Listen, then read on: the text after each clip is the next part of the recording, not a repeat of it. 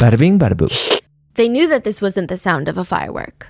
I mean, from really afar, maybe you could confuse the two sounds a little bit, but if you're close enough, there's no way you're thinking that this is a firework. A firework sound, it lasts a lot longer. It's like a crack and then a fizzling pop afterwards. Like if you throw a piece of meat into a hot sizzling pot of oil to fry it, there's a sizzling. There's an echo. A gunshot, on the other hand, is a lot more distinct. It is abrupt. It starts and then it ends. There is no middle. Just boop, that's it, a blip on the radar. They hear the gunshot. I mean, it's just echoing off the halls of this very dingy apartment complex. In the hallways, every single door to each unit opens. People start popping their head out into the hallway to see where the hell this noise is coming from. Most of the heads peeping into the hallway, they're not even neighbors. They're not even residents of the building. So what are they doing inside of this residential apartment complex? They're journalists. This is what they came for. This gunshot. This is the story. They hear a whole crowd of people screaming from outside the building, like reacting to the gunshot. They're slamming their bodies onto the pavement to try and avoid being shot. They were all here for apartment 24. No, really, there is a crowd of over 100 people, and they are standing in front of the apartment building, just outside, surrounding it, staring at this singular, tiny, small, rectangular window up in the building. This isn't even a nice building, so you're not getting those floor-to-ceiling glass windows or crazy views. It's just an old, gray concrete building with these large stains on the walls, and then they have these tiny windows that are unevenly scattered around. And this is where, in the parking lot, there's about 100 people trying to break their necks, trying to peer into apartment 24. They're looking for him. He's a celebrity at this point. Some girls are even coming up to the building, taking pictures. They're trying to jump as high as they can to get a look inside, which really is not that possible. It's not like they're on the second floor. But they would be screaming, "Come to the window, please! We came to see you! We love bad boys! Show us your face!" People are pointing their phones at the window, seeing if he would react. He did. The window slams open, and a soccer jersey is hung up. A soccer jersey. Half the crowd outside, they start cheering full force. That's their team. He's repping their team. The other half, boo. This is the worst team in the world in their eyes. Okay, there's no middle ground. Others, they start running back to their houses. They start running back to their cars to grab their own soccer jerseys to represent whose side that they're on in all of this. There's dozens of police officers just standing there staring at the cheering crowd. I mean, they look like they're just amazed by the situation. Journalists are standing there as well, waiting for something just exciting to happen. They keep calling his phone to see if the man in apartment 24 is going to pick up. Oh my God, here he comes. All the cameras pan to the window. They zoom in. Everybody is tapping on their camera screens to get it to focus on the window because someone is about to pop their head out. But it's not him. It's a girl. She sticks her head out the window a tiny bit. She looks maybe 15. And she sticks both of her thumbs up, like all good, thumbs up sign. Both hands. Both hands. And it's very unnerving. She's giving thumbs up, but her face is contorted. It's splotchy everywhere. I mean, it's clear that she's been crying, sobbing. She's distressed, clearly. Her shoulders are basically up to her ears. Her body language is beyond tense. She looks like she's in life-threatening danger, but she's giving everyone a thumbs up. And behind her, if you zoom closely enough on your phone or your camera, you would see a gun pointed directly at her. Then she disappears, and another girl, another 15-year-old, pops out the window, and they're really young. She's forced to wave. Then she's dragged back into the apartment, and then a gun is shoved out the window, and a shot is fired into the crowd. Directly into the crowd? Into the crowd. The man from apartment 24 was a 22-year-old hostage taker. There were 4 teenagers being held hostage in that apartment. This is Brazil's longest hostage situation, 100 hours, and by the end, 3 escape, 1 will be forced back into the apartment after escaping, 2 will be shot, and 1 will die. And the whole nation would just watch it happen in real time, almost like a live stream.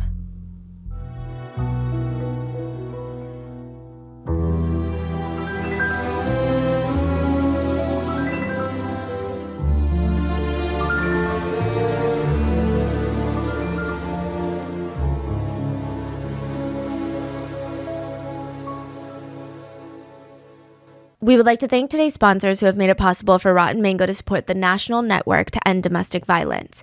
NNEDV is a nonprofit social change organization dedicated to ending partner-related workplace and stalking violence. This episode's partnerships have also made it possible to support Rotten Mango's growing team of dedicated researchers and translators. We would also like to thank you guys, our listeners, for your continued support as we work on our mission to be worthy advocates of these causes. As always, full show notes are available at rottenmangopodcast.com. A few brief disclaimers for today's case. We had our Portuguese-speaking researcher who resides in Brazil help gather data for this case. However, as always, please let us know if anything is mistranslated or miscommunicated in the comments below. We also turned to two professional FBI negotiators, Chris Voss and Gary Nessner. They're both very well known in the work in their field, so we tried to fill in any gaps in today's case.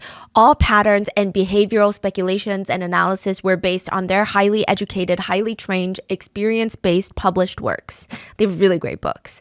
The interviews between the press and the perpetrator have also been condensed for clarity. So with that being said, let's get into it. Eloa had just one shot for all of this to end. Just one. That's it. I mean, she's being held hostage, and if she doesn't get this to work, she's gonna be here forever. I mean, who knows? She could die in this apartment. She opens up the window, and she starts sliding down the bed sheets. She had ripped them and tied them tightly to each other, and she's letting them hang down. She's using both arms to throw the torn sheets all the way until it reaches the ground, and then she leans out the window as far down as she can because this is her one shot at escaping. One shot. So why are they not? Eloa pushes her body just a little bit out more, and still nothing. They don't take the shot.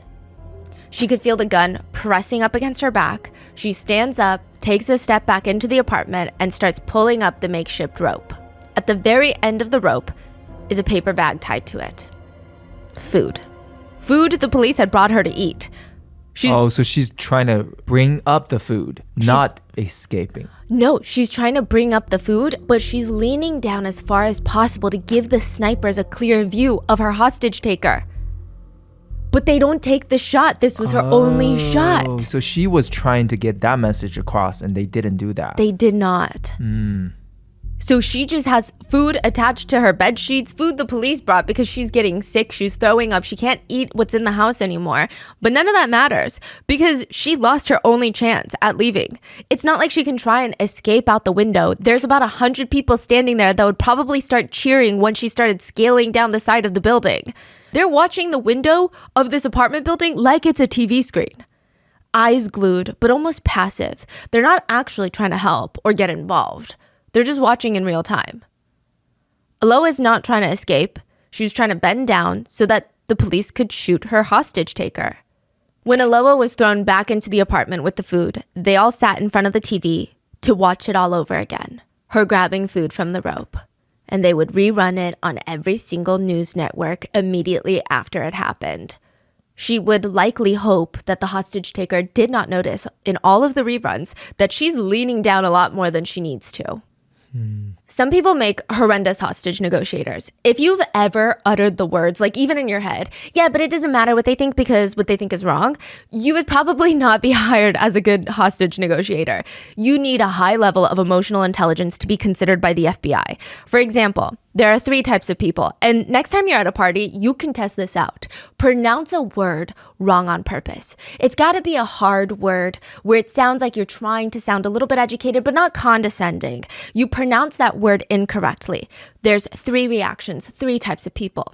The first type of person, they're not even going to notice that you mispronounced it. Most likely, they're not even paying that close enough attention to you to even notice that you mispronounced it. The second type of person, they're going to smirk. And they're going to point it out directly in front of the whole group, and either intentionally or unintentionally, they're going to embarrass you. The third person will smile genuinely and say something more along the lines of, oh my God, how funny.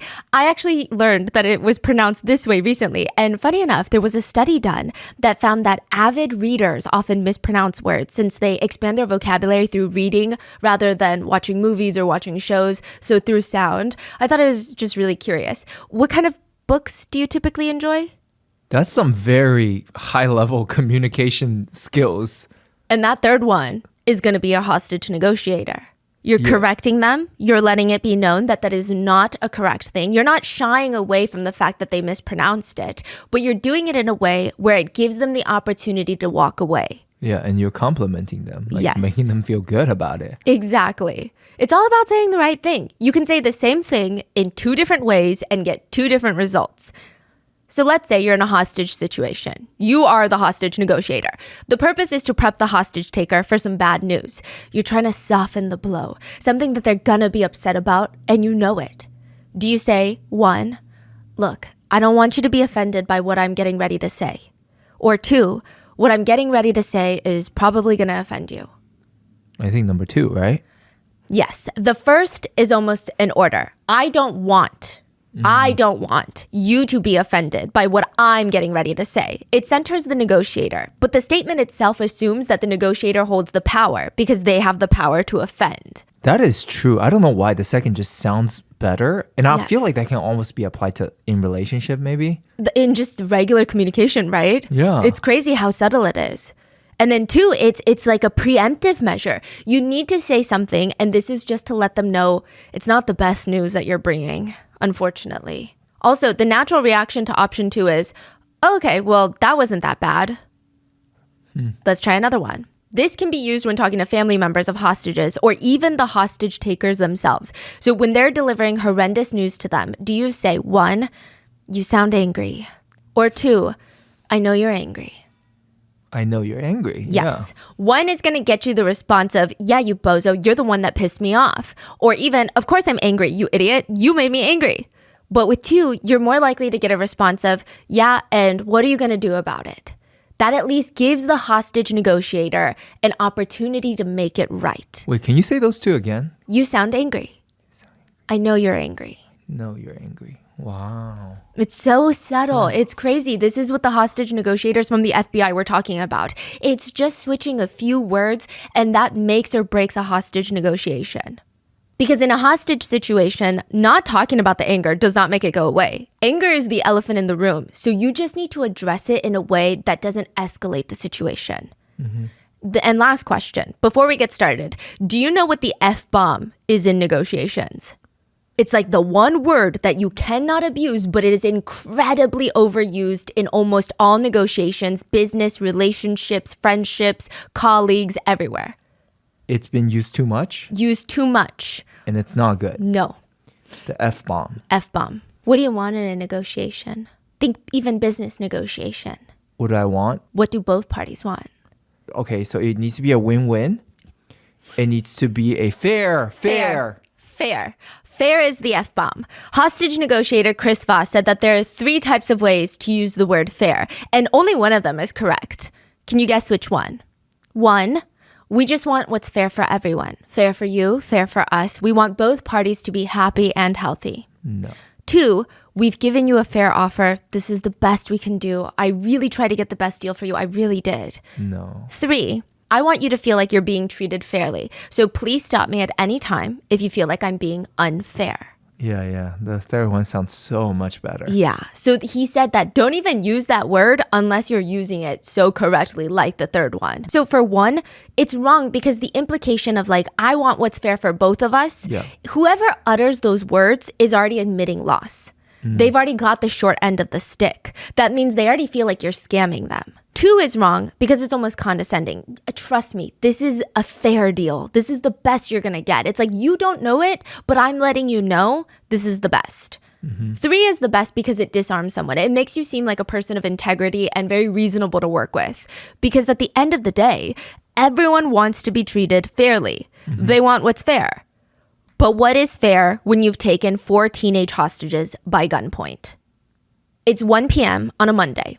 15-year-old Aloha and her 3 best friends, Nayara, that's her best friend, okay? She calls her Barbie because of her blonde hair. And then 2 guy friends from school. They're over at Aloa's family apartment and they're just finishing up their geography homework.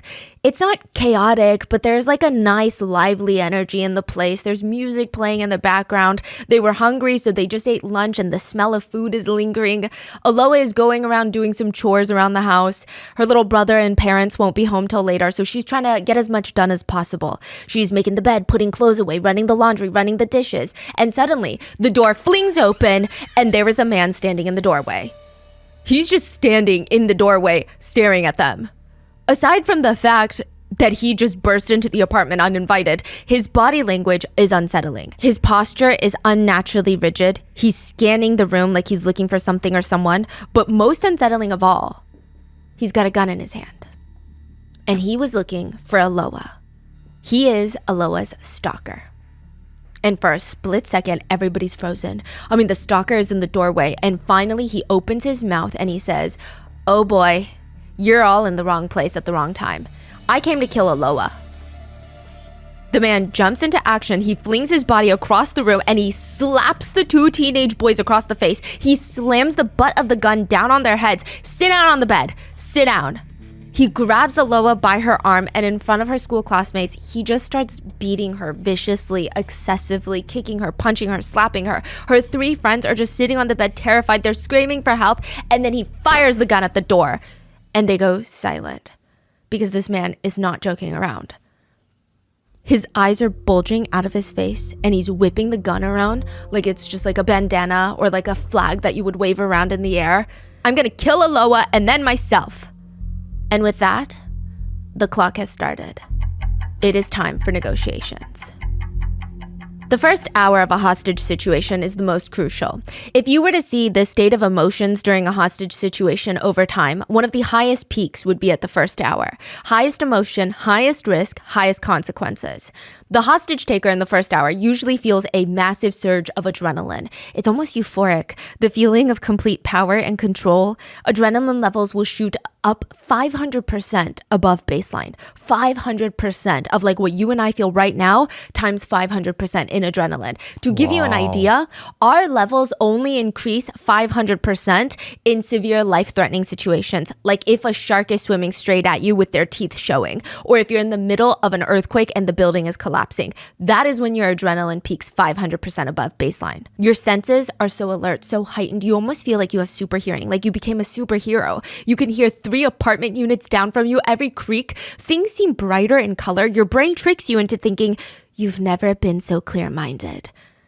Your brain might even trick you into becoming blind to the reality of fatality, to death. It said dopamine levels can increase by 50%. That's your brain's feelings of reward, motivation, and sense of power.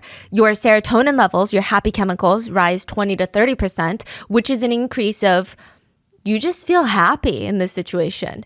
You're likely to feel 70 to 80% more self-assured than usual as a hostage taker in the first hour alone.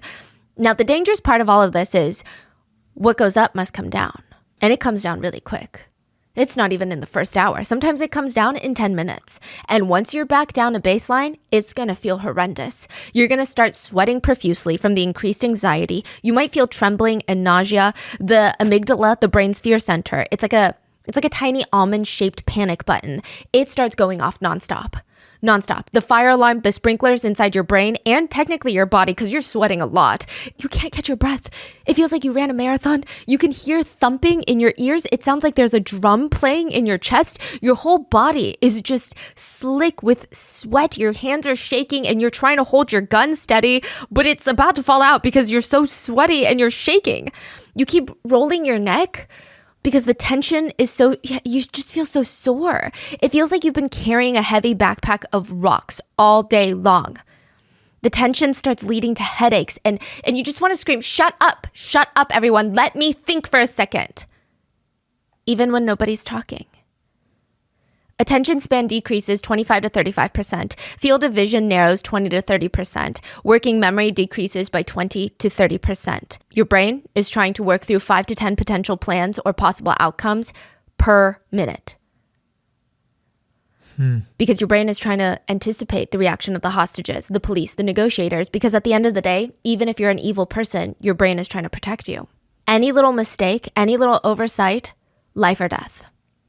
Now, there are 3 sides to each hostage situation: the hostage taker, the hostage, and the hostage negotiator. And the power will actually ebb and flow between the 3 parties. Sometimes it changes on a daily basis or even a minute by minute, second by second basis who holds the power.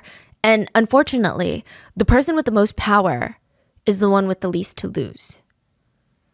In Brazil, there is a special tactical action group called GATE. So they focus on hostage situations. It would be comparable, I don't know if comparable in skill and training, but comparable to the US's FBI hostage negotiation team. 70 GATE officers, they would show up, surround the apartment building, and set up HQ at the school nearby, headquarters, the command center. The school that Aloha and the 3 others went to, that's the command center. The hostage negotiator's job is to understand all the emotions, the power plays from what's going on inside that apartment and try to get everyone to walk out alive. They're focused on strategy and mind games. But GATE also called on a tactical team. They're focused on trying to get in and disarm the hostage taker whenever they see an opportunity. Strategy and snipers. Very different teams that have to work together to de-escalate. Their motto for GATE is time, patience, and calm. Then you have the hostage taker, armed, dangerous, and usually mad, sad, and mentally mad. That's how they describe them. Mad, sad, and mentally mad. Mentally ill. Yeah. And all they want is something. Demands for money? Give me $100,000 and I'll let your daughter go. Give me a getaway car and a duffel bag of untrackable hundreds and I'll let the bank tellers go. Do they want release or exchange of people? Let inmate John Doe go from Rikers prison and I'll let my hostage go. Or maybe it's religious or political. Air my sermons on national television and I will release the kids. That was a real demand from a religious cult leader. The prime minister steps down or else someone's getting shot. And then you have the hostages. Every day, both hostage taker and hostage negotiator will argue about the value of the hostage's life with none of their input. But their power is in their existence. They're as powerful as much as the hostage negotiators think their life is worth, which is a very scary situation to be in. But in this case, there's actually a 4th group, the press. This is the case of the very first almost live-streamed hostage situation, broadcast on live television in real time with a live audience outside the apartment building, watching in real time, cheering for one side or the other like they're watching a baseball game. The press, seemingly right off the bat, they knew that there was a hostage situation. They rushed over to the apartment. They ran through the same process the hostage negotiators did, which is identify the hostages inside. This is Aloha Pimentel's apartment, so likely the hostage taker came for her specifically. Their next course of action, same with GATE, was to track down every single person that was ever in Aloha's life, to get exclusive interviews with them to air in real time, that potentially even Aloha herself would be watching from inside the apartment. They could even ask, do you want to say something to Aloha? That would be good TV. So journalists, they managed to track down Aloha's ex-boyfriend, which was likely the most interesting person in terms of news coverage. I mean, forget a classmate, forget a teacher, ex-boyfriend? And they start spinning together this whole story. Star-crossed lovers. But once she gets out of there, once this whole thing is over and she's no longer being held hostage, they're going to get back together and it's going to be the wedding of the century. Hostage freed, freed hostage bride. Think about that. They will have this realization, the both of them, that they miss each other, that they cannot live without each other. That was the story that the news was spinning. One expert media attorney stated on air, I'm very optimistic. I hope it all ends well, and I hope that there will be a wedding for him and Aloha, his passionate ex-girlfriend, somewhere in the future. I really hope that this all has a happy ending, and I'm certain it will. Well, we do have Lindenberg, Aloha's ex, on the line right now. This is a live phone conversation aired on live television. Lindenberg, how are you feeling? What do you want to tell the people about your ex, Aloha? What's going on? People might not believe me, but right now, I'm not thinking about me or anyone else. I'm just thinking about Aloha's life. I believe that. You really liked her. She's your girlfriend for a very long time, right? That's right. 2 years and 7 months. The media is a circus. You know, they make up a lot of things that aren't true. But regardless, Aloha's ex-boyfriend, Lindenberg, was very helpful over the phone. He said, I'm positive that this is going to end in the best way possible. The journalist smiled and tried to sympathize with him so that she could keep him on the phone. And near the end of the phone call, she pauses, maybe to verify that the cameras are still rolling, that they're still live. And she asks through the phone, "Wait, Lindenberg, before you hang up, can you let me speak to Aloha for a little bit?" 1 minute. You get 1 minute. Talk, Aloha. The journalist looks hesitant. "Aloha?" And then the call cuts. Aloha's at the bus stop staring. I mean, everywhere Aloha went, Lindenberg went. And this is before the hostage situation. This is when he was just her stalker, not her hostage taker. If Aloha was getting out of class, he would ride his motorcycle very slowly near her school until he spots her in her little backpack. Then he would speed up and then slow down only when he gets so close enough that he's basically riding his motorcycle while she's walking. And he doesn't even talk to her. He just stares her down the whole way through, refuses to leave. Even if she starts running, he steps on the pedal a tiny bit. He just wants to ride right next to her, staring her down, going 2 miles per hour, never saying a word. Aloha naturally was terrified. She would find all these new routes to take home so that she would try to escape him, that he wouldn't come and see her out of school. She would sneak around the alleyways trying to find busy pockets where he can't even ride his motorcycle into. It was absolutely, utterly miserable. Everywhere she went, she felt like she had eyes tracking her. She would start second guessing every word that she said, every facial expression that she made. She felt the need to analyze things. And to him, that's not even enough. The phone at home would start ringing. Aloha's mom, Anna, would pick up. "Hello? If your daughter does not see me, I will take desperate measures." Desperate. Anna, Aloha's mom, would just hang up the phone. Aloha's ex-boyfriend, Lindenberg, he was just always had a flair for being dramatic. He would say these things. He just really liked attention. And worst case scenario, maybe he would harm himself. And that's a big problem. But she doubted it. But even if he did, is that really her problem? Her priority is her child, and he's a full-grown adult. Aloha, she felt like a hostage before she was even taken hostage. A few weekends before Lindenberg walked into the apartment and slammed the door shut, she was standing at a bus station, scrolling on her phone, when she feels something weird. She feels watched. She looks up and down the other side, and then across the street, she sees Lindenberg just standing there, staring at her. Her eyebrows crinkle. She's holding onto multiple textbooks, heavy textbooks in her arms, and she's waiting for the bus. Or at least she thought, okay, maybe this will be a good shield because Lindenberg is now crossing the street and heading straight for her. "Get back together with me." What? No. Aloha wasn't going to do that. "I made a lot of mistakes, but I love you. You know that, right?" Aloha tried to ignore him. She didn't want to talk to him or see him ever again. She thought, okay, I thought I made this very, very clear. But Lindenberg loses his temper. He just starts yelling, threatening her, slapping her across the face, throwing her books all over the floor. And Aloha just stands there shocked. This is the first time he's been violent with her. And she runs back home crying. She runs in through the family door, slams it shut. The picture frames on the walls are probably shaking. She books it straight for her room. Her face is red. It's swollen from crying. And Douglas, Aloha's little brother, tries to knock on her door. "Are you okay? Is everything all right in there?" She doesn't respond. Douglas has a pretty strong gut feeling, like a very bad gut feeling about this one. He thought Lindenberg was the one doing this to his sister. So he decides to camp outside the apartment building to make sure that he doesn't show up until his parents get home. And Douglas would sit on the curb, angry with himself because he was the one that introduced 20-year-old Lindenberg to his 12-year-old sister. When Aloha's parents had gotten home, they were so enraged, they called Lindenberg and they demanded an apology, and he just told them, "Well, I could do a whole lot worse. Trust me." Now, in the tiny little apartment, Aloha is squeezed onto the bed with 3 of her friends. She's trying to calm Lindenberg down. Initially, very briefly, she does try to tell him what he wants to hear, or at least what she thinks he wants to hear. I mean, she doesn't really know for sure what to do in this type of situation. Lindenberg is...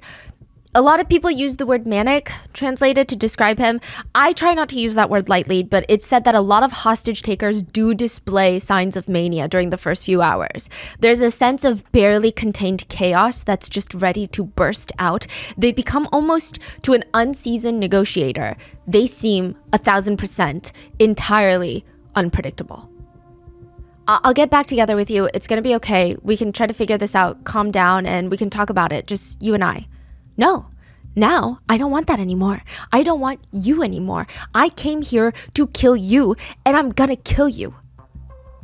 And then Lindenberg would have a new change of plans. Either he was going to kill Aloha, or he was going to kill Aloha's friends in front of Aloha so that Aloha could suffer, or he was going to kill all of them.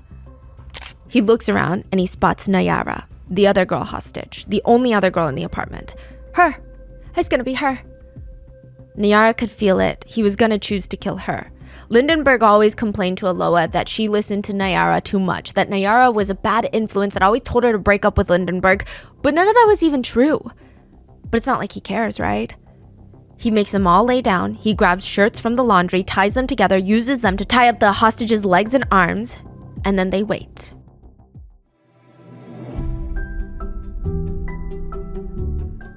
If you ever visit my house, don't open my closet. I may have a problem because I have been buying some clothes here and there, and then I never get around to organizing them for whatever reason, and I don't even wear most of them because I don't know where they are and I don't know what pile it's in, and that's the worst part. But at least it's only a one-time purchase, right? Imagine if I was paying for those clothes that I never use every single month, over and over again. That sounds like a nightmare, but that is also what most people are doing every single month with their subscriptions.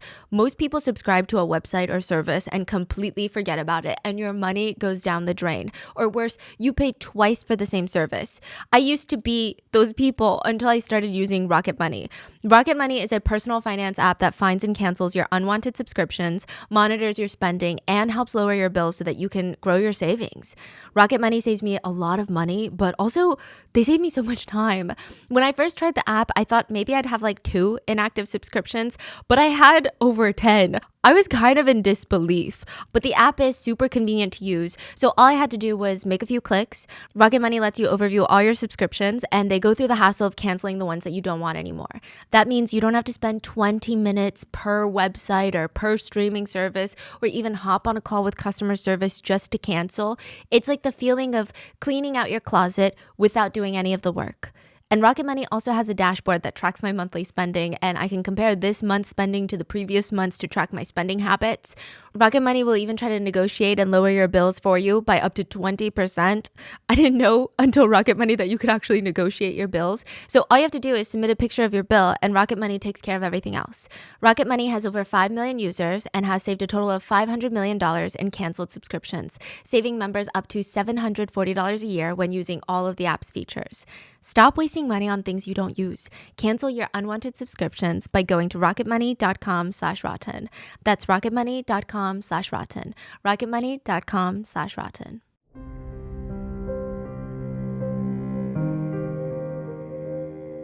Do you know one of the first rules of hostage negotiations? Chris Voss once said, "Me making you dumber than me will always hurt me." But that doesn't mean you should know everything, right? Or at least as much as you can, but never make the hostage taker feel like you know something that they don't know, that you know a lot more, that you're smarter than them. You need to use every piece of information to your advantage and reveal it piece by piece, bit by bit, by calculated, controlled ways to the hostage taker. If you reveal too much information at once, you've shown them everything you have, and you're putting them on the defense. They feel threatened, which is never good.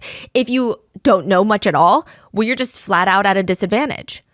The first things hostage negotiators typically go for: profiles. Profiles of the hostage taker and all the hostages, and floor plans. What does the inside of that apartment look like? I need that information now. How was Gate alerted of the hostage situation so early on? There were 4 hostages in the apartment, all teenagers, Aloha and her 3 friends. One of the hostages, the guy ones, was named Victor. Victor told his dad that he'd be coming home at around 5 p.m. after spending the day at Aloha's doing homework. He never made it home. Victor's dad, being protective, came to Aloha's to see if something was keeping him. He walked up to the apartment door. Knock, knock. Nothing. He was about to turn and walk away, but he heard weird noises coming from the other side of the door. It's unclear what noises he heard, but it was enough to make him pause and go, "That's a bit strange." That's what he said. It just sounded strange. He thought something wasn't right.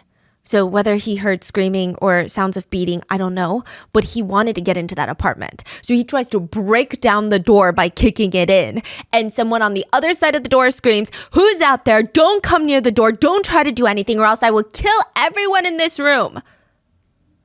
Victor's dad runs downstairs, fumbling with his phone, trying to call the police, but there happened to be a police car sitting at the complex. He flags down the officer, Sergeant Valeriano. We're going to call him Sergeant V. He gets out of his patrol car, makes his way to the apartment door, hoping that he's gonna de-escalate the situation. But instead, he hears the same voice, "Get away or I'll kill them all." Sergeant V pauses. He's like, I need a moment to think because I can't act too rash. Perpetrator fires in the direction of the door. Thankfully, nobody was hit. Sergeant V gets on the radio to call for urgent backup. Perpetrator hears the radio, is agitated, fires again through the door. Thankfully, he missed once more. However, neighbors heard the commotion. They start coming out of their units to investigate. They call their friends from other apartment buildings, their buddies and their sisters and brothers. Some call the police, some call the journalists, and now they're forming a small group at the base of the building to try and see if they can get into the unit or see into the unit. It is a live crowd watching a hostage situation. So who's the main hostage in this case? That's what the police need to know when they get on the scene. And what did the hostage taker come for? 15-year-old Aloha Pimentel. Her classmates say that she's bright, happy, but incredibly shy. She doesn't talk much. She's closest with her mom. They're practically joined at the hip before this. Favorite activity was shoe shopping. Aloha would be allowed to try on high heels and walk around the department store like a little fashion show. Family dynamic.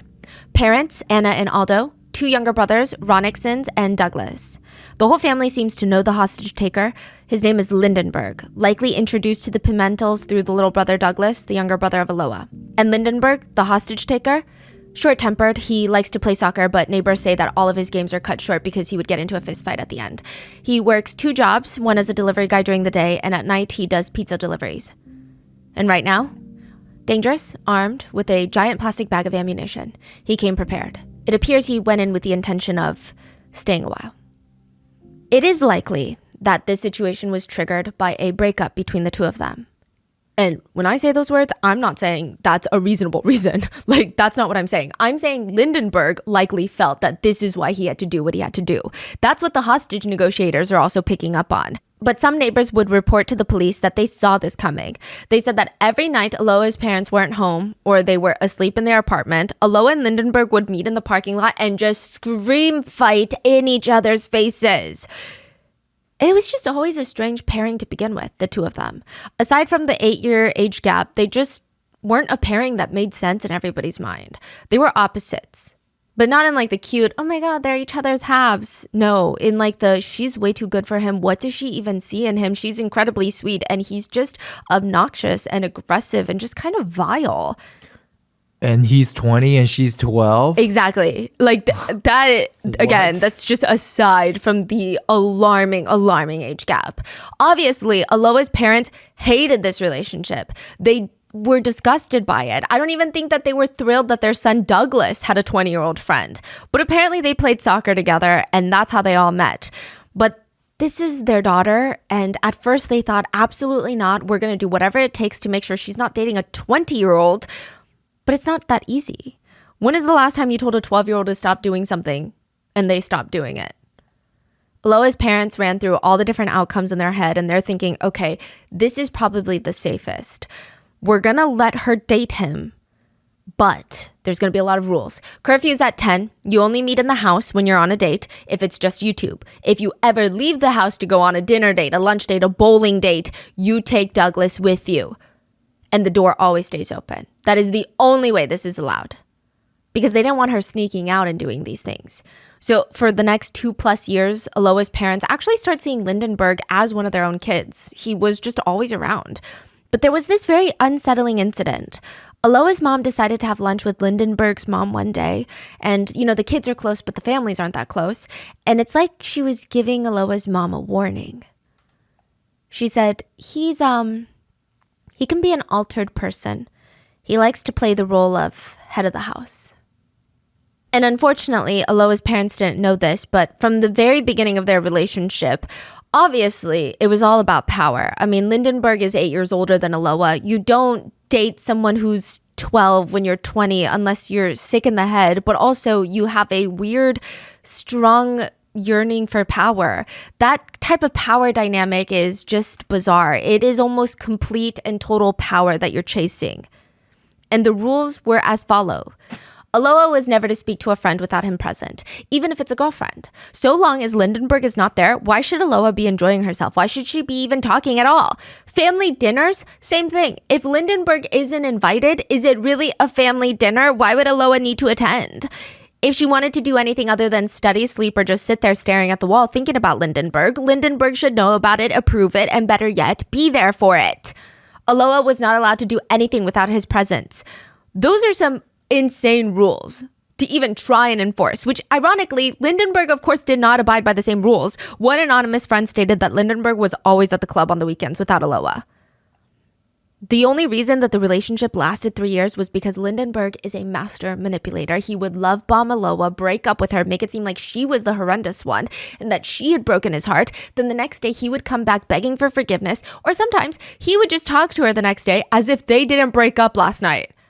And she would just be so confused. This constant back and forth was this crazy push and pull experience that Lindenberg had complete power over until one day, Aloha was over it. She's like, I'm not doing this anymore. She went to her mom's room one night and her mom's like, what's wrong, sweetie? Mom, you were right. I don't want to date anymore. I just want to focus on studying and focus on my friendships.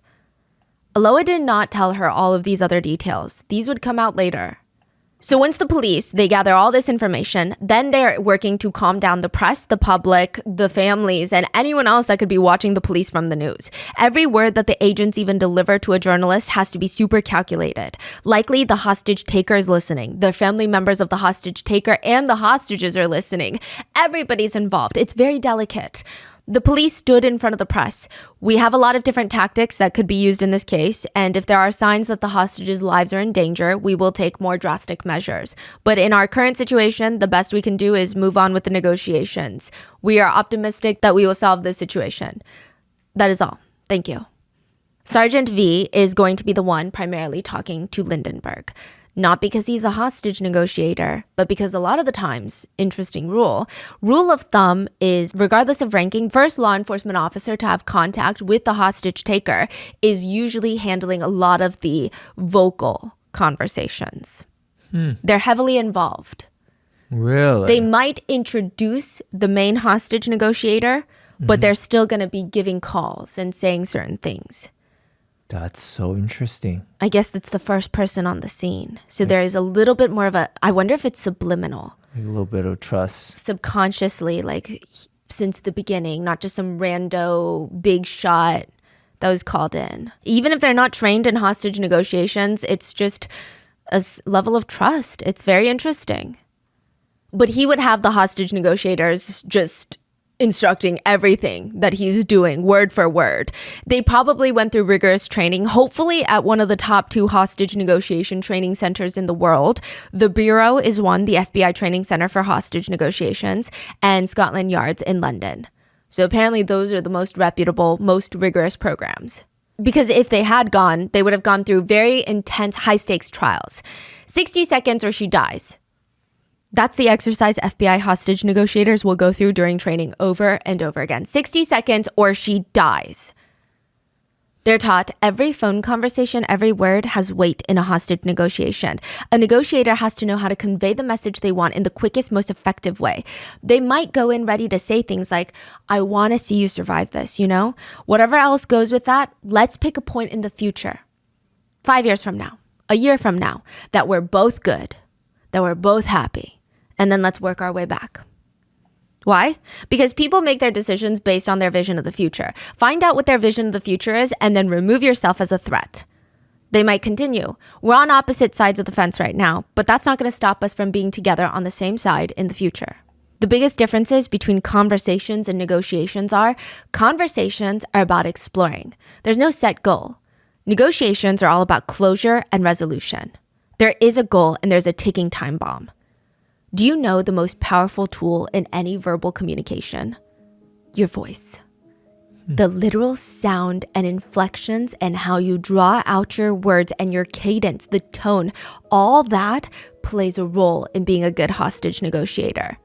Some of them, you listen to them on podcasts, they have such a soothing voice, or it's almost a slightly authoritative, but not too overly powerful voice. It's like right in the middle. It's not too soft. The three voices of negotiations are as follows: late night radio host, positive, playful friend, and assertive, direct communicator. The key identifiers in the late night radio host voices being the voice of calm and reason. I'm your host for this midnight show. It sounds like that. It's a soft down inflection at the end of every sentence. It's authority without triggering defensiveness. But you don't go without triggering defensiveness? Then there's the playful, positive friend voice. This should actually be your default voice. It's easygoing, good-natured. Outside this situation, I'd be a fun person to share a beer with, okay? Even after all of this, maybe we'll be drinking buddies. I can take a joke. Come on, let's hear it. Say something wild. And then the last one, assertive, direct communicator. You would think that this is what most hostage negotiators operate in. It's not. They say that this voice is almost always counterproductive. It's like slapping yourself in the face while trying to make progress. FBI negotiator Chris Voss said, it's like getting hit in the face with a brick, and that is never a great idea. Which it's kind of hard to get out of because most law enforcement officers are trained only in this voice. So to learn that this voice is actually bad, loud, clear commands are actually bad, and it makes people feel attacked, it's going to be very hard to reset your boundaries. So the first two is good. Yes. The last one is bad. The last one is very rarely you need to set a boundary, set it with this voice, but it's only when you need to set incredibly firm boundaries. And then you should kind of ebb and flow between the other two. Sometimes you need to be a little bit more lightgoing, then sometimes you need to calm them down and keep them at a place where you know what you're talking about and just trust me, this is going to be okay. That makes sense. Yeah. And another key important point is 738-55 rule. 7% of messages are conveyed through the words. 38% tone of voice. For example, I'm really impressed by how much you've learned in a short amount of time. I'm really impressed by how much you've learned in a short amount of time. One seems a little more genuine. One is like, I don't know if they're patronizing me or not. I don't know if this is like condescending. But that still leaves 45% of the percentages. What is that? Body language. Now, how do you do that when all you have is a phone? Focus even more on tone. Because once you have a set tone, close your eyes. Hi, everyone. Did it sound like I'm smiling? Yeah. You can almost picture someone's body language through the way that their voice sounds and their tone. Oh, and one more thing. Veteran negotiator Voss said along the lines of, silence is good. Sit there in silence with the hostage taker. Why? Because you don't sit in silence with people you don't know. You try to fill the silence. You sit in silence with people that you're intimate with. There is a level of intimacy, and you need to manufacture it sometimes. So now they know who's in the apartment. They know the floor plan. They know Aloha and her relationship with the hostage taker. They know who Lindenberg is. They just need to know what the hell he wants. The first call in the hostage negotiation is everything. Two things have to be done. The hostage negotiator has to let them know that they're listening and want to help. And then they have to figure out what the hostage taker wants. So the Sergeant V puts the phone up to his ear. He's getting ready to introduce himself because you want to introduce yourself by name. And Lindenberg picks up. They're screaming on the other end. And he freaks out. Why is there screaming on the other end? Lindenberg is out of breath. Oh, I'm just beating my girlfriend. This bitch. Aloha is screaming in the background. I'm not your girlfriend. There's harsh like, doo, from the other side of the line. And he's screaming. Lindenberg is screaming, shut up, shut up, shut up. Aloha's mom would get involved and try to reason with Lindenberg that she could try and talk to Aloha, get her to see his side and get back together with him. Clearly, she's just doing that to get him to release them. But Lindenberg tells her and the authorities, I don't want her back anymore. I want to kill her. That is what he states he wants in the first phone call. To kill the hostage. O que você quer? Fala pra mim pra eu poder te ajudar, cara.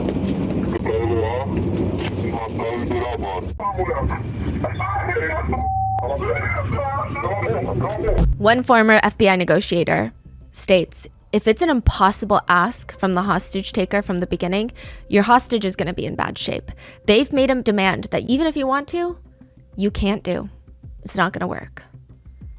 It didn't seem like gate agents had control over the situation. They didn't even have control over the media. They're all camped outside trying to get zoom lenses to peer into the apartment. There's random crowds of people just gathering outside to see like, ooh, is something gonna happen? It's a live show. I don't know what they're expecting. People to be released, for them to cheer. And then the door to the apartment opens up. They see a foot. A foot steps out. Then another foot and another foot and another foot. The steps get quicker and faster in pace. Steps, steps, steps, steps, steps. Run down the stairs. The 2 boys have been freed. Out of nowhere, they were released. The gate agents did not negotiate their release, so how the hell did they get released? This happened like very early. Day 1, first like 12 hours. Inside the apartment, it was a very messy scene. Lindenberg is standing there, waving his gun around, staring, eyes bugging out at the 4 hostages. Victor, one of the guys, is on the ground. He's collapsed. Aloha is fanning his face, trying to get him to wake up. The other guy friend is in the corner, pale as somebody can get, like sickly pale, just standing there, cowering. Nayara, Aloha's friend, is trying to reason with the mad gunman, Lindenberg. Look at them. They're getting pale. You don't even know them. They never did anything to you, so just let them go. He pauses. Are you sure that you girls want to be alone in here with me? Without them? You want me to release them? This is a tricky question. Lindenberg likely did not want the boys there or any guys near Aloha. So it's speculated that he let the boys go because he straight up just does not want boys near Aloha. Aloha stood up though. Yes, I want them gone. Let them leave. And the door swings open, and it was the investigators' very first win. But it was not a negotiation that they even made. The agents surround the 2 boys. What did Lindenberg say? What did he say he wanted? How is he behaving? They're trying to get all the intel. The boys look at the officers. He's very unstable. He goes from being calm and then assuring us that everything's going to be okay to being aggressive and violent with Aloha. At like the drop of a hat, he switches back and forth. He keeps changing his mind on his game plan, what he wants out of this, what he's going to do next. At first, he said he wanted to kill Aloha. That's all he said he wanted to do. Then he said, no, I'm going to make her suffer by killing all of you in front of her, making her witness all of this. And then the next second, he would change his mind, and then he would scream at the top of his lungs at us, nobody's getting out here alive, understand? And then 2 seconds later, his demeanor would shift and he would be very soft with us and say, guys, don't worry. I'm not actually a bad guy. I'm going to release all of you. Don't stress out. Nobody's going to get hurt. Then he would immediately turn around and start violently beating Aloha, leaving red and purple marks all over her skin. How is Aloha holding up? She's obviously scared, but she's standing her ground. She told him straight up to his face multiple times that she was never getting back with him. Not the best news, not the worst news either. I mean, obviously it's bad. Aloha is being assaulted physically, but authorities were hopeful because Lindenberg's decision to release the 2 boys was likely Lindenberg trying to resolve the situation sooner rather than later, right? Maybe he's letting them go one by one. He realizes that this is not what he wants. It's not worth it. He's just having what they call a, quote, mental health crisis. And as an upbeat reminder, hostage negotiations are successful 93% of the time. 93. And usually that 7% is because the bad guys, they were never there to make a deal in the first place. They just need to play their cards right, and this is all going to blow over. Okay, so the main thing to remember for the gate agents, and another famous negotiator, Gary, said, is contain the situation. Contain the scene. Put a bubble around it, but inside that bubble, have open communications. Contain, but open. Open in a contained environment. That is key.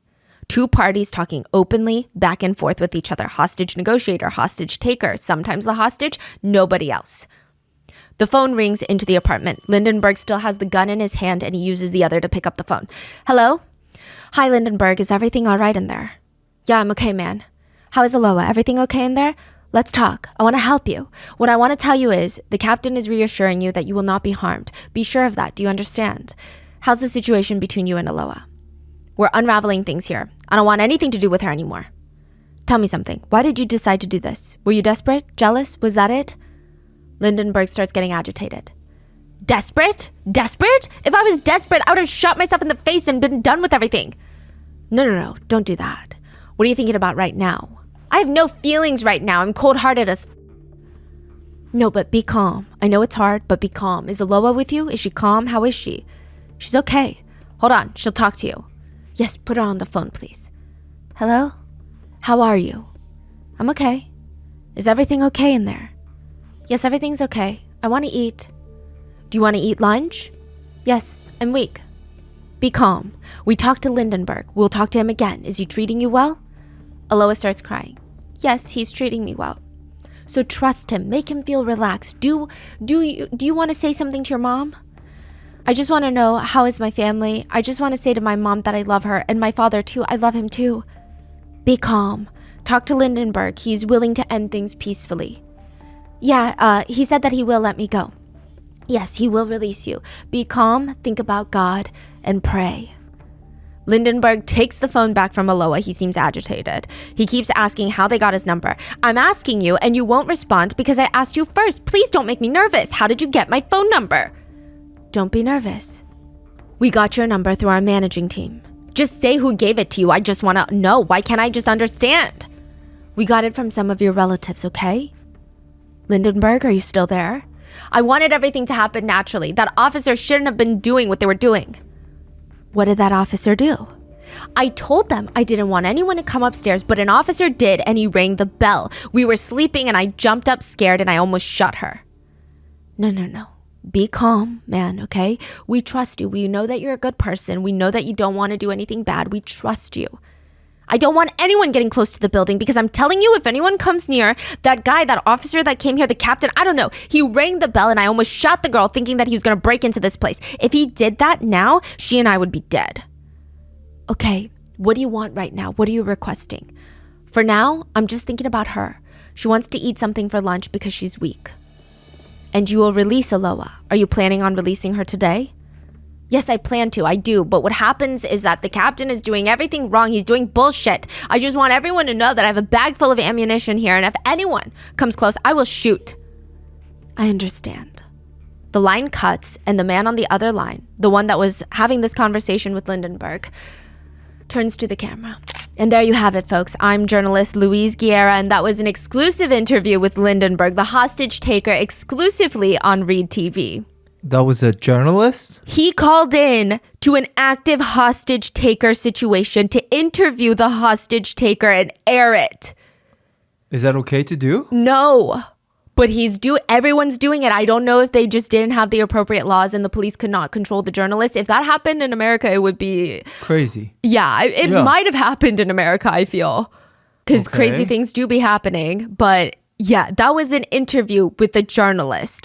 Olha, você tá precisando mandar recado para sua mãe, alguma coisa? Eu queria saber como ela tá, como meus familiares estão. Tá tudo bem com eles. Beijo da minha mãe e meu pai. He actually works under an even bigger journalist who has her own TV show called Sonia Brau.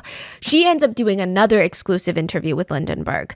Journalists were able to find Lindenberg's number. They would bribe or ask relatives or former friends of his. And even though they knew it was highly unethical, they would call and interfere with hostage negotiations.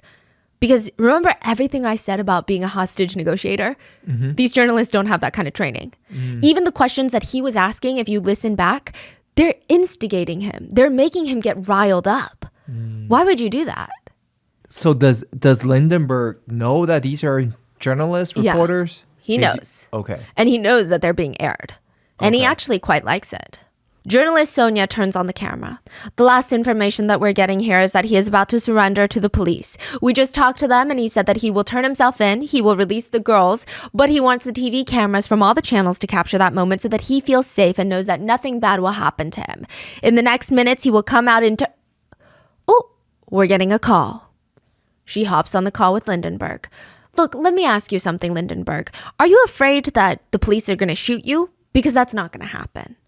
Why would you ask that? Like, what a way to pique someone's anxiety and not do a whole lot to calm them down. Are you afraid of being shot on sight? Don't worry, it's not going to happen. Even though there's armed officers everywhere pointing guns at you, I just showed a montage of it on my news network of snipers being pointed at you. But don't worry, it's not going to happen, okay? But are you scared? Tell me how scared you are. Lindenberg responds, no, I'm not scared because before coming into this, I already knew the risk. I was aware of what could happen to me. Now, explain something to me, Lindenberg. I think the whole nation watching, wants to know. You told the other journalists that you want nothing to do with Aloha anymore. So why did you go in the apartment? What did you want from this? Is this revenge? I wanted to resolve things with her. I tried to sit with her to talk things through, but she always turned her back to me and didn't want to listen, so I had to use force to make her listen. I understand. But did you talk to her? Did you tell her everything? You've been in there for more than 30 hours now. I think you've had enough time to tell her everything that you wanted, no? Aloha is not cooperating. Among the 4 people who were here with me, everyone was cooperating but Aloha. She's just starting to cooperate now. How did she not cooperate? Was she too nervous to do so? Yes, and one time she came up and tried some bullshit trying to take the gun out of my hand. The gun went off inside the apartment. Wow. Good Lord. Wow. If she tries to take the gun from my hands, I will shoot. What did you want to say to Aloha? Can you tell us? I don't think so. This is between me and Aloha. I understand. This is a very intimate thing between the two of you, right? Did you already tell her everything that you wanted to say? So now she's cooperating? Were you able to clear things up about the breakup? I had this conversation with her, and before you called me here, we were talking things over. But every time we sit down to talk, one of us always ends up stressing out about things, and then we have to take a break for things to not get too heated. I think it's all just very difficult right now. I know, but what do you want from Aloha now? I want her to be calm. I want her to make me feel calm. And then I will accept anything that the negotiators say for her to get out of here alive.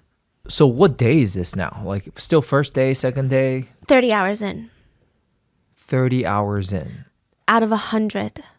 And the police are okay with them calling in? They're not doing anything about it? They try to get them to stop, but they can't really control every single journalist. And I guess the journalists are not scared of any legal repercussions. I mean, even in the end, the journalists, they just get slapped with a fine. That's about it. And this is crazy. I mean, their ratings were through the roof. Whoever had these conversations with Lindenberg, whoever had exclusive footage, through the roof. Sonia would say, it seems like you are willing to kill Aloha. And that's not true. I know you're not that kind of person, Lindenberg. You're not understanding this. For her to get out alive, I have no intention of killing her. I'm not trying to kill her. No, I'm not saying that you are trying to kill her. I said that when you say it like that, like if Aloha needs to get out alive, the police need to do this, people might misinterpret it, and I know that you don't mean it that way. You're not that kind of person. We both want both of you unharmed, correct? People might not believe me, but right now I'm not even thinking about me. I'm thinking about Aloha's life. I believe that. I believe it. I really do. And have you been sleeping? Did you manage to rest?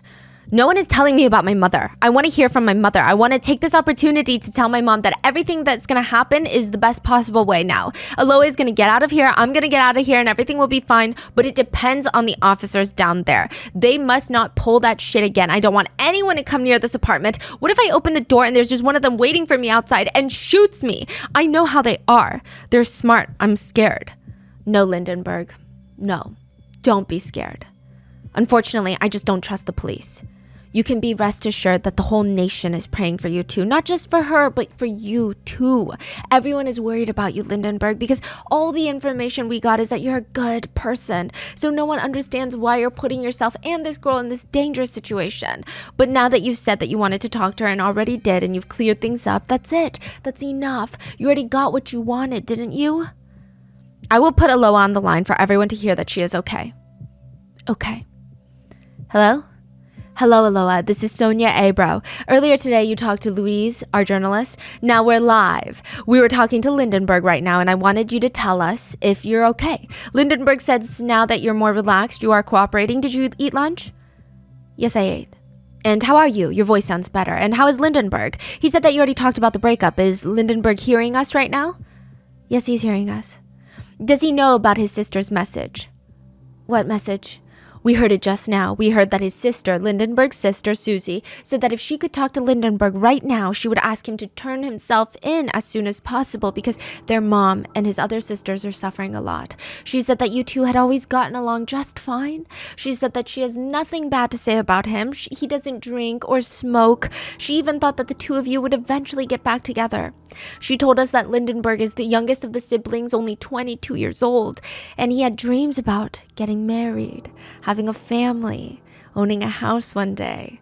And she wants to talk to him if possible. She wants to put an end to this quickly because it's a lot of suffering, you know? So it's like a lot of talking, but the message is unclear, right? It's not like moving this into like a solution. It's just a lot of like, oh my God, family, sister, mother. Like, is that what's happening? They just want to like create a story? Well, what's going on? They want to create a story. The message is very unclear. And it's kind of crazy that even with the journalists, they have the opportunity to talk to the hostage. And just on a human to human level, Okay, I understand that they're trying to do their jobs, right? And maybe their livelihoods are on the line. But on a human to human level, would you not want to know how the hostage is doing and ask questions about them or give them things that reassure them? But even in this opportunity, she's still talking about Lindenberg. Like, Aloha is nobody to anybody. That was one thing that a lot of netizens were upset with. Like, this whole conversation with Sonia, the fact that she's able to get Aloha on the phone, which hostage takers typically do not let you talk to hostages often. And you're still talking about, he had dreams of a family. It's like everything is painting Lindenberg to be a good person who did something bad. Yeah, but I think that is trying not to triggering him to do more bad things, right? Yes, but it actually backfired. Let me Really? tell you how. So all the press, they're going around painting Lindenberg as a 22-year-old star-crossed lover, correct? Now, a lot of the older general public, because they didn't know the outcome, they didn't know better, they didn't know the full story, they're just seeing little snippets on the news and what the hosts are telling them, they believed that is also true. The police said because of that, they could not be more aggressive with Lindenberg. Because What? it would backfire on them. Because if everybody has the perception that this is a young boy, they kept using the word boy in all the news stations, a young boy who just loves a girl and is having a breakdown and is going to regret this, and they shoot him on sight out the window, who's going to get fired? Who's gonna get fired? Yeah, Wow. so that's what the police argue later. So they're saying it was like this very toxic cycle of like nothing was getting done by anybody at this point because of how publicized it was in real time. Yeah. The police even asked the journalist, get all the footage you want, just air it when we resolve it. Like Yeah. immediately after. Air everything, unedited, uncut, raw footage, whatever. But there's nothing they can do to stop them. No. That's crazy. Yeah. It's just so bizarre. Lindenberg takes the phone back. When Aloha gets out, she's going to take the 2 guns that I have and no ammunition, and I will come out with my hands up. If someone shoots me, no one's going to shoot you, for God's sake. Don't think that way. We want a happy ending to this story. And it's not just me. Everyone out there. The police have no intention of taking anyone's life. On the contrary, they have no reason to take your life, Lindenberg. Don't think like that.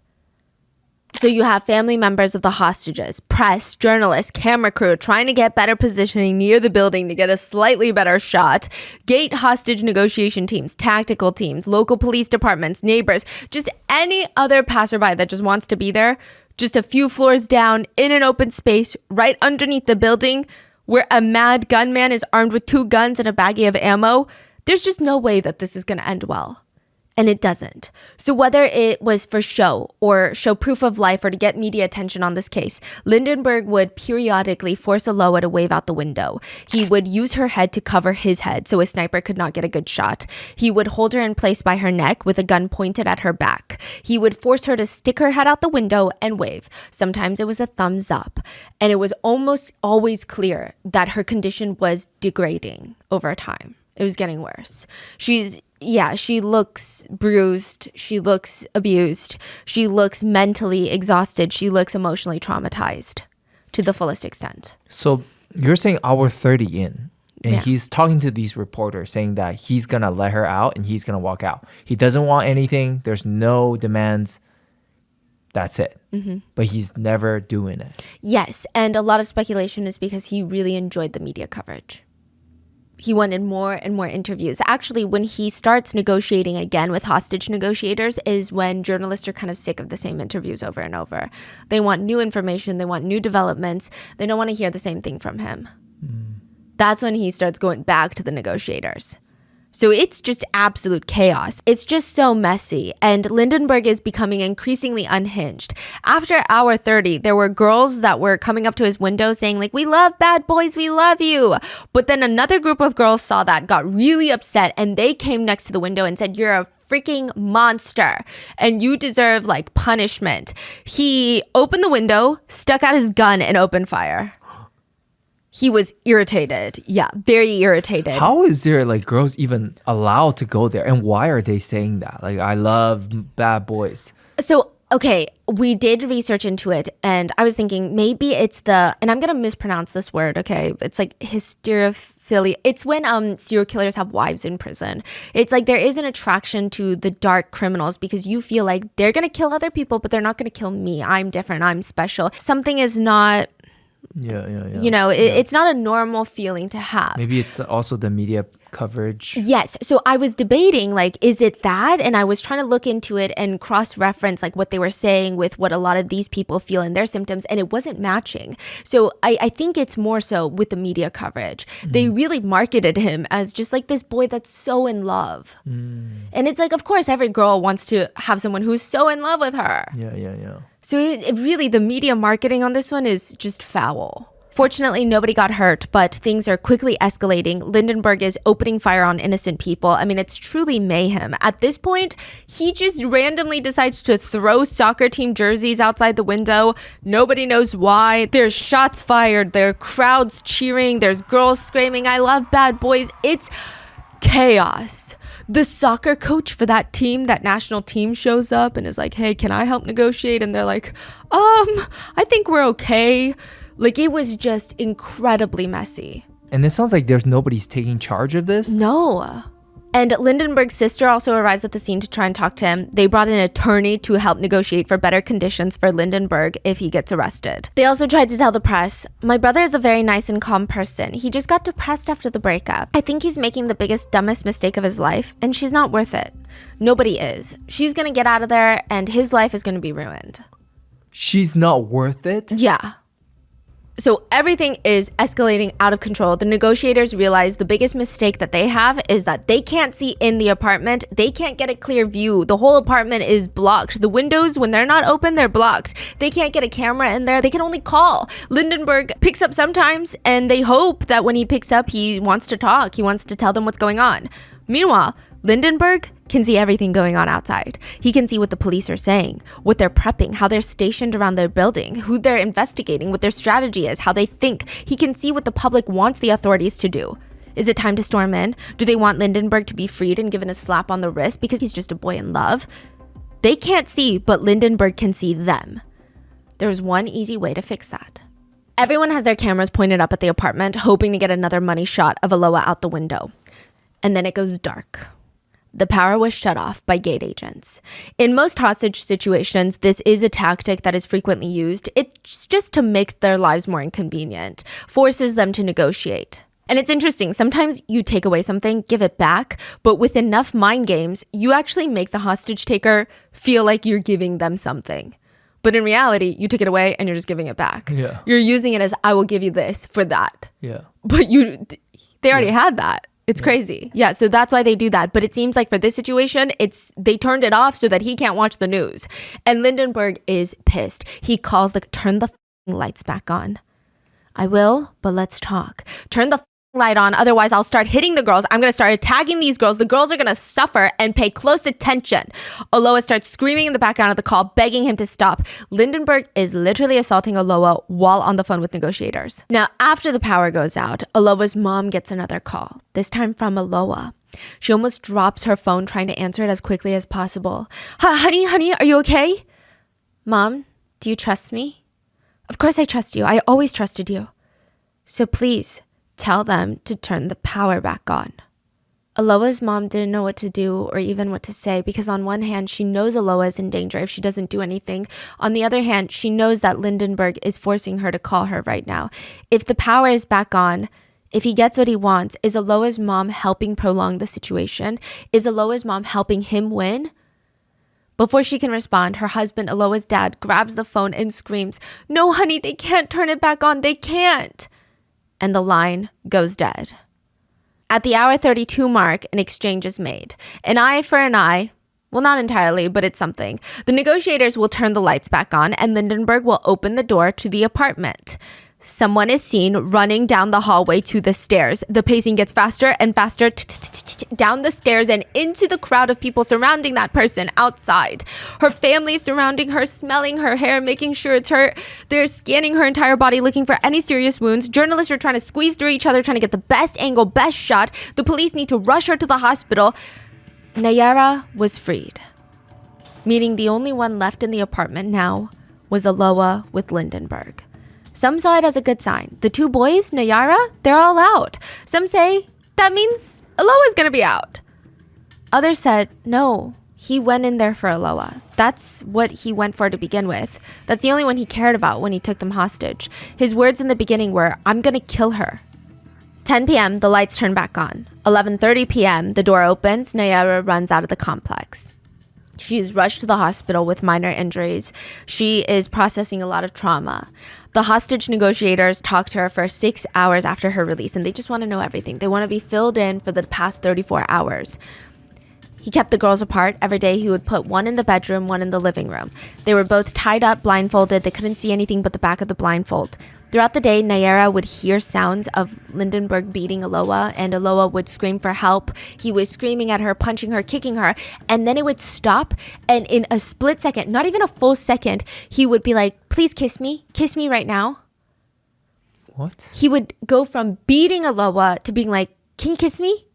But she kept denying him, and it got to the point Nayara, the best friend, just screamed, just do it, Aloha, please just kiss him, you're gonna die. But she refused. He was having severe mood swings. In the middle of a casual conversation with the girls, he would just start threatening them. But it's not like he was on or anything. He had a lack of sleep. He almost never slept. He would take sporadic cat naps, really light. Every morning he was oddly very full of energy. It just didn't make any sense. He was very erratic. Also, after he lets Nayara out, briefly, the news was talking about how the police stated it was in exchange for the power being turned back on. Literally an exchange of power. But Lindenberg really did not like that. He would call up the journalist and let it be known that is not why he let out Nayara. He said he let out Nayara because Nayara has a very bad relationship with her father. Her father had walked out on the family years ago, had no contact with any of his children. He found out that Nayara was being held hostage, so he drove all the way back into town and was waiting outside. And he thought perhaps they could be reunited. Perhaps this would teach Nayara's father what it means to be a good dad, to value your child. It's an experience of you didn't know what you had until you lost it. That is why he let her out. It's not for the power that he really desperately wanted to be turned back on. No, it was because he related to her story. He just wanted the family unit to be strong. He said, my mom was my mom and my dad for me. I didn't grow up with my father, but there's still time for Nayara's father to mend their relationship. I looked at her and she was crying. So I told Nayara that I was going to give her a chance. I'm going to let her go and give her father a chance to be there for her. Just, bringing her into this world does not make you a father. A father has to care. So these, they still want to be a hero.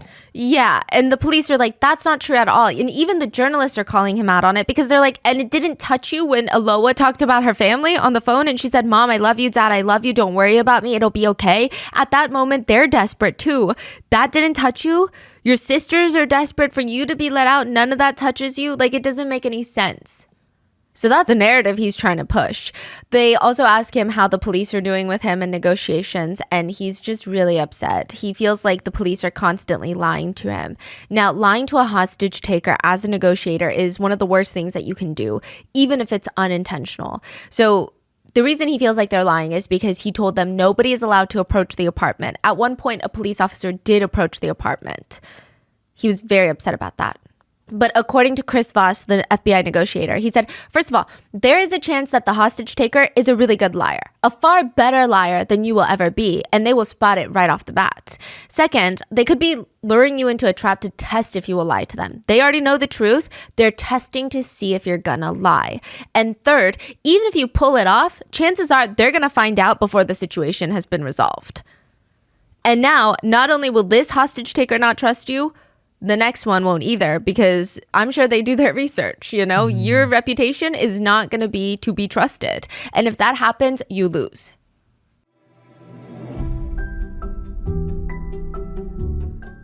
Are you the type of person that's always running around and you constantly forget to take breaks? I try to tell myself that I need to stop and smell the roses, and all I do is I end up taking one aggressively long sniff and then running on to the next task on my to-do list. But I know that taking breaks is good, so what I've been doing is I set a reminder on my phone to remind me every hour to take a sip of water. And that little habit helps me take a moment just to breathe, just to pause, and it also helps keep me hydrated, especially because my water is mixed with liquid IV.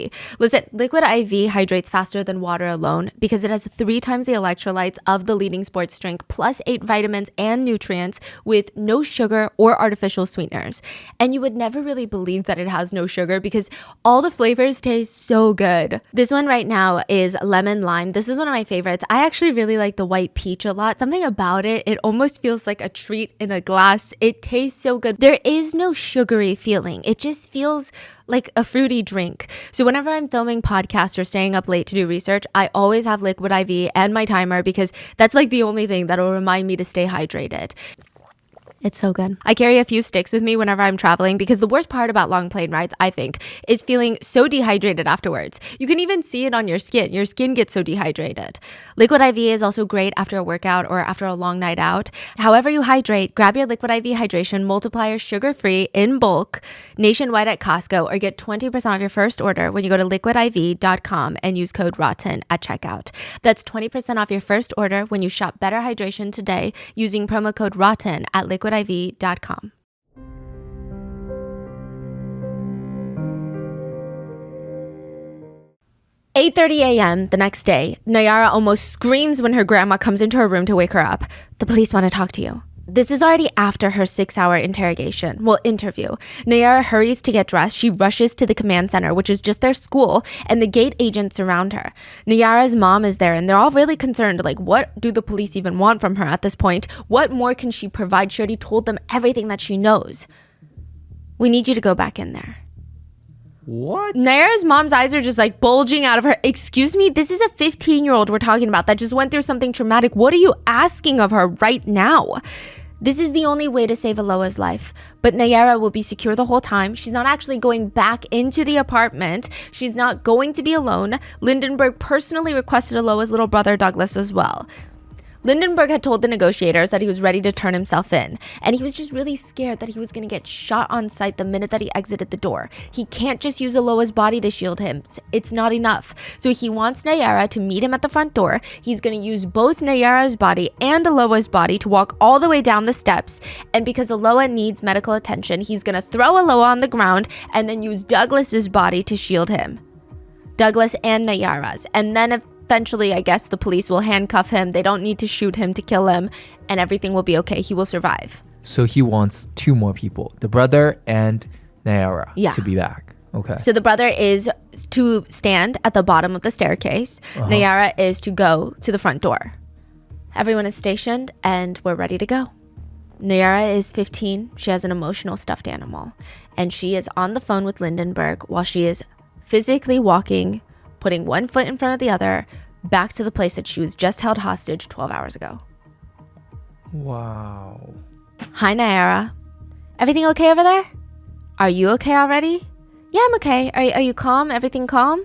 Everything is okay. Are you gonna do what you said you're gonna do this time? Yes, I will. Do you trust me, Nayara? Yeah, I trust you. Lindenberg lets Nayara talk to Aloha to let her know that he's serious this time. Hi, love. How are you doing? Aloha says, are you going to come up? Yeah, I will. I am at the front door soon. Don't let any of the police officers up, okay? Okay. No one, please.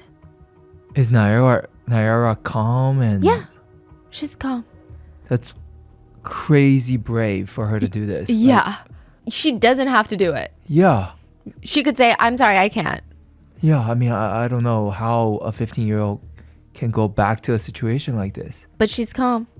And she says, okay, well, let me speak to him now, love, because I'm at the front. Aloha reassures Nayara that everything will be okay. They tell each other that they love each other, and Nayara gets back on the phone with Lindenberg, and he is guiding her to the correct position he wants her to be in front of the front door. Come closer, please. I don't see you, Nayara. Come, please. To the left. Nayara is literally right in front of the front door. What do you mean he doesn't see her? Because That doesn't make sense. But before she can respond, the door swings open. Nayara could see how purple and bruised Aloha is. That's her first response, is she's purple all over. She tries not to look too shocked because she doesn't want to stress out Aloha. And before she can even register what happens next, she's brought back in. She's back in the apartment.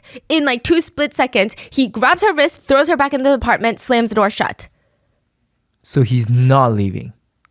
No. He just wanted her back. On national TV in real time, Nayara's family watched her get kidnapped once more. Her grandmother fainted. The police made the judgment call to put Aloha's friend Nayara's life at risk. They took a gamble and they lost. They didn't even prep her on what to do in case something went wrong. They just trusted Lindenberg for whatever reason. He's calling the shots. He tells them what he wants. They do it without questioning it a single time. He's the one setting the rules. In situations like this, there's always the question of, well, when does it end? Which side gives up first? Because when does a negotiator decide to walk away? One former hostage negotiator said, when the bad guys feel like they've gotten everything they can, that's when it ends. And this feels like that. It is now approaching the 100-hour mark. So they just Nayara goes back in and they go quiet for a while. Nothing crazy happens. Well, I don't want to say nothing crazy. It's crazy, but in the sense of there's no new developments progressing them to a resolution. Do you know what happened in there? Yeah, so it's just back and forth. He would go from being crazy to beating Aloha to screaming at her to trying to talk to them in a nice, calm manner. They would be allowed to watch TV. Sometimes they would be allowed to sit next to each other, but it just was that on end. 100 hours is enough time to watch all 8 Harry Potter movies 5 times back to back. It was 100 hours of high stress, life or death, assault, mental manipulation, and threats for 100 hours straight. Aloha was starting to lose her mind. Aloha threw a plate. She was in the kitchen, and she threw a plate, and it shattered on the floor. And maybe it felt good. Lindenberg and Nayara, they both just stared at her. Not once did Aloha ever give in to Lindenberg this whole time. During their relationship, he had the power. He was 8 years older. She was a minor. He was gaslighting her, manipulating her, isolating her. And now she refused to give him what he wanted. She doesn't want to tell him that they're going to get back together. She would rather be beat than kiss him. She would rather scream and fight and smile out the window when she doesn't want to than give him what he wants. She aims the plate for him. It shatters on the ground and she starts grabbing random objects and throwing them on the ground. She does not care anymore that Lindenberg has a gun, and she screams, I can't do this anymore. If you're gonna kill me, just do it. Just kill me already. I can't do it anymore. Kill me, okay? I can't stand being here anymore. Lindenberg tries to calm her down because he knows that if the officers think that there's a violent struggle inside, they're gonna send in the tactical team and he'll probably get shot. But Aloha could not care less. She's over it. She's got nothing to lose. Lindenberg is red in the face. Do you want to see your friend dead? Aloha's still frantic. She's not calm, but a lot less angry. No, I don't want to see anyone dead. Just me. Just do it already. Lindenberg puts the gun to Nayara's head. He's been doing this to Aloha for the past 90 hours. He's bluffing. He's not going to shoot her. She knew it. So Aloha keeps screaming. She grabs another plate and then it shatters onto the ground and then slap. It's like a gut punch straight to Aloha's stomach. He slapped Nayara hard. This was the first time he was violent with someone other than Aloha. Really? He didn't touch her the whole time. Wow. Aloha froze and her eyes were fixed on Lindenberg. And she realized she had nothing to lose but her best friend. And she's not going to lose her best friend. October 17th, 2008, Friday. Aloha's mom gets a call from Lindenberg and she's begging him, please, please, please release my daughter. She loves you, so please. I'm not going to let her go. She will only get out of here dead. And I don't care anymore if she says she wants to come back to me. I don't believe her. Things were not looking good. That morning, Aloha and Nayara are sitting down on the mattress with him and he's going through even more intense mood swings. If earlier it was like every 10 minutes, now it's like every 2 minutes, a different tone, a different message, a different goal. At one point, he even just he's sitting there watching TV, zoning out, and his arm is resting next to him. The gun is in his hand. He lifts it up and just shoots through the wall. It goes straight into apartment 23, where the police are set up. And they just see a bullet, thankfully it doesn't hit anyone, but they just see a hole in the wall. They see a bullet on the ground. Yeah, he's starting to lose it. And one of his last conversations with the negotiator was, I'm going to be honest with you. I'm not going to come out just to go straight to prison, man. If I go to prison, I'm going to die there. It's like a little demon and a little angel are whispering in my ears right now. The demon is talking louder and he's telling me what to do. And that demon is going to make you very, very sad. That little demon is telling me to kill both the girls. Then listen to the angel. Isn't that better? I don't know what's better. A million things are going through my head right now. Or just break into the shit already. No, there's none of that. Okay, I guarantee you're not going to be harmed. Life continues. Life is beautiful. I want you to break in. I'm asking you to do it. So he's basically trying to die either by them or have that be the catalyst for what he is maybe too scared to do right now. And he says, a lot of people out there are just going to pay a lot. People will suffer. They're going to cry. I'm going to end this. Let people know that this is coming to an end, man. Everything that I have is nothing anymore. I don't have anything. Give me some time. I have to be alone right now. I don't want to see anyone. He hangs up. He drags the coffee table in front of the front door of the apartment and lies down on the mattress to sleep. And the two girls, they likely heard all of this and knew things are likely not going to end well. So they sat together on the couch, pulled a blanket over them, and watched TV together, side by side. Around 6:08 p.m., around the 100-hour mark, police stormed through the front door of the apartment.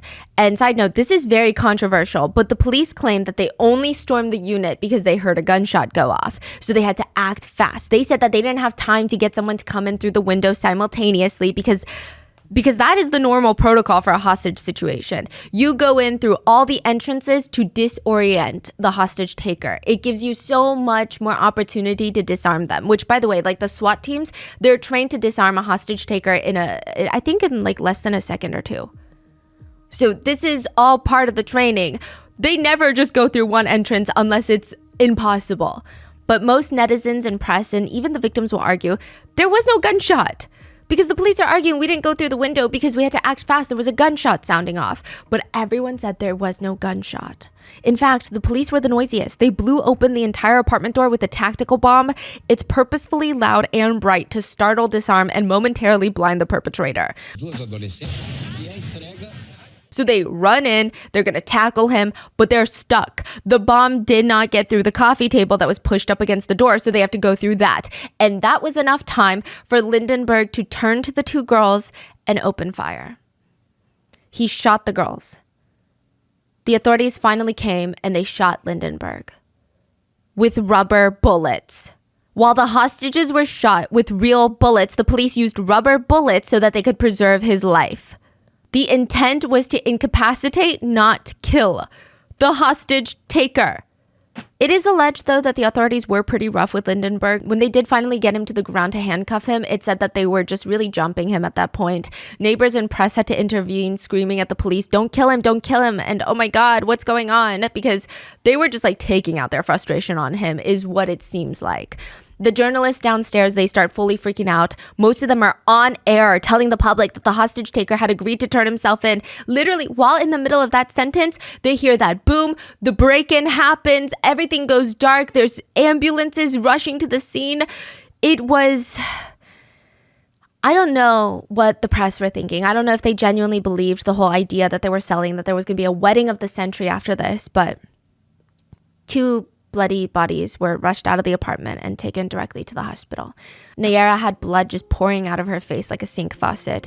Meanwhile, Aloha is being carried by a police officer, and when he accidentally bumps into a medic with a white coat on, his whole coat turns blood red. She was also bleeding from the head, profusely. There are journalists trying to run after the ambulances, trying to stick their cameras right up against the ambulance windows. They really look like vultures. It's unsettling. They tried to race the victims to the hospital just so that they could get the best shots. Both girls were taken to the operating room to have surgery. Nayara was shot in the face near her jaw. A bullet was lodged in her jaw, and Aloha was shot in her private area and her head. The bullet had gone through Aloha's brain, and it said that she went through 3 hours of surgery, but they could not remove the bullet. But even if they could, the damage to the brain was extensive. Neurological damage was, in this case, irreversible. Aloha was placed into a coma, and she was brain dead. Unable to breathe without life support, no chance of recovery. Aloha had passed. And the last memories of Aloha her family had were of her leaning out the window of the family apartment crying and trying to give her family a thumbs up so that they don't worry. And it was just not the last memory that they ever wanted of her. And this doesn't make it any better that she passed. The doctors approach Aloha's mom and they ask if she wants to donate Aloha's organs. And Anna did not want that. Not after everything Aloha had already gone through for the past 100 hours. No, like we don't get to break her apart even more. But Douglas would tug on her little sleeve and tell her, Mom, that's what Aloha would have wanted. And so the last memory that they have of Aloha now is in her very last moments, she tried her best to save her best friend Nayara. And ultimately, she would save 5 people with 7 organs. Her heart, lungs, pancreas, liver, and kidneys. Nayara would make a full recovery. One of the biggest pickles netizens had with GATE, the police during this operation, actually there's a lot, starting with not forcibly securing the perimeter and not forcing the journalists out, but also Nayara being sent back. In response to that, one officer went to a journalist and said, I have 3 sons, and I thought of Nayara as my son, and I would put my son in her place. See, it's a decision that only the ones who were there could make. I just ask that you respect the professional skills and ability of the team that was there. An operation always has risk. GATE had previously conducted many successful outcomes of hostage crises. The bad outcome of this one was not because of GATE's actions, but Lindenberg's. GATE didn't kill anyone. We did everything to not put those 3 lives at risk. Furthermore, another good question was brought up, which is why did they not shoot to kill Lindenberg when Aloha gave them the chance at the window? When asked about that, a police officer would say, we could have shot him, but he was a 22-year-old boy with no criminal record going through a love crisis. If we shot him, you would be questioning me right now for why we didn't try to negotiate more. Why shoot a 22-year-old boy who is doing something that he's going to regret for the rest of his life anyway? Another officer just bluntly stated that they were under direct orders from the governor to protect the victim and the perpetrator. Because again, the thing with the governor, a lot of netizens suspect because they're elected, the public, the press, the media, they're all kind of pumping out this message that he's a lover boy. So maybe they feel scared it's going to backfire on them if they kill lover boy. Also, nobody believes that there were gunshots before the agents stormed in. So that was like a really bad break-in of a hostage situation. There was footage from around that time. It was analyzed. There were only gunshots after the authorities broke in that door. Also, why did it take them a whole 15 seconds to get the coffee table from blocking the door? It's just too much time. It's kind of ridiculous. To that, a GATE agent was just like, you don't know because you've never been there, but if this had gone successfully, you would be praising us right now. Which is a very odd response. Mm-hmm. It's just kind of weird. But GATE, they ultimately blamed the media. They claimed that Lindenberg had actually made a deal to come back in before any of his exclusive interviews with journalists. He made a deal that he was going to come out with all the hostages. And then after his interviews, he seemed to want to talk to the negotiators less and want to talk to the journalists more. And he got spiraled away into that. He got swept away into becoming this main character in the news. That's why a lot of people think that he would do these crazy things like shoot open fire at the crowd, because it's not like he hit anyone ever. It doesn't ever seem like he's intentionally trying to kill the crowd. I mean, it's clear that he's homicidal, but it doesn't seem like he was trying to kill someone in the crowd per se. It just seems like he's doing it to get attention and to reignite people's obsession with the case. Some people didn't even blame mainstream media. They just blamed the individual journalists working on the case, Sonia being one of the main ones. And she just said, at no time did I act wrong. I would do it all over again, just the way we did it. The cruel thing is to want to push the blame for the tragedy to us. Her murder happened 3 days after my conversation with Lindenberg. It had nothing to do with us at all. Yeah. Wow. A lot of media outlets were fined by the government for obstructing official police work, and it was just like a tiny little slap on the wrist, and nothing else happened. Oh, also, one deputy officer, side note, was quoted because he went to go search or like go through the crime scene afterwards and go through all of the different things that were going on in the rooms in the apartment, and he wrote in his report that the 2 girls, Aloha and Nayara, were not concerned with the tidiness of the house, meaning that there were dishes in the sink. What? Basically, he's insinuating that even if you're being held hostage, if you're a girl, you should at least still care about keeping the house tidy. Like, he did not say the house is messy. He did not say that the house was in disarray. He said they were not concerned with the tidiness of the house, Nayara and Aloha. What? Yeah. And people are pissed about that. So mad. So mad. Yeah. So mad, yeah. Yeah, what is that language? What is that thought process even? Yeah. I would just write dishes in the sink because that's what I Yeah. see. No one asked for your opinion like that. That's crazy. When Lindenberg was first taken to the police station, he had the audacity to keep asking for Aloha. He said, and I quote, "I want her here beside me." He shot her twice, aiming for her head and her private parts. He told authorities the only motive for his crime was that he wanted to spend as much time as possible with Aloha. He said, "I just wanted to enjoy every minute with her by my side." He reassured everyone he never did anything sexual with her. He said, and I quote, "Only kisses on my cheek." During the trial, his defense attorney argued that Lindenberg should be charged with manslaughter instead of first-degree murder because if the police did not scare him so much with that door bomb, he would have never shot the girls. The defense attorney would also tell the jury, "Lindenberg is not a criminal. You jurors are good people just like Lindenberg. I ask that you see him as a brother, a father, a friend. He's not a criminal. He confessed that he shot Aloha. Lindenberg was in love with Aloha. She was the great and only love of his life, so much so that in prison right now he does not receive intimate visits because he doesn't want to have any other woman except Aloha. Lindenberg suffers for Aloha's death." I don't know. His defense attorney was crazy. She at one point straight up told the judge that the judge needs to go back to school because you don't know what you're talking about. Aloha's mom remembers seeing Lindenberg during the trial, and he had looked at her and Douglas multiple times and laughed like he was mocking them. It was like, yeah, and so what are you going to do about it? That kind of smirk. He was sentenced to 98 years and 10 months in prison. He was found guilty. But it's not that simple because right now he's allowed out for work. He has work leave, work permissions. And he also gets 1 day subtracted from his sentence when he works 3 days outside the prison. So he gets a little bit of freedom and less time on his sentence. A memorial service was held for Aloha. 30,000 people, many of them strangers, showed up to support Aloha's family. As for Nayara, she had to have many surgeries, was not able to make it to the funeral, but she visits Aloha on her own. She was interviewed about her decision to go back, and obviously, technically she admits she didn't know that she was going to be held hostage again, and maybe that'd be a different conversation, but maybe not. She said, even knowing everything that's happened, she would do it all over again. Yeah. Aloha's mom said to Aloha in a moving speech, in a moving interview, "I'm sure that someday we'll meet again. I keep on my path because of that certainty. I know that anywhere you are okay, and I will walk in your direction until we finally meet again." And that is the case of the longest hostage crisis in Brazil, and it was basically live streamed. Who do you think has, because this is a conversation with netizens that they have, and I just want you guys to know that Brazilians are very upset with this case. It's who has the most blood on their hands? I mean, obviously Lindenberg, but would you say that one or two journalists? Is it mainstream media? Is it the police? Is it a combination of everyone? Let me know in the comments. Please stay safe, and I will see you guys on Sunday. Bye.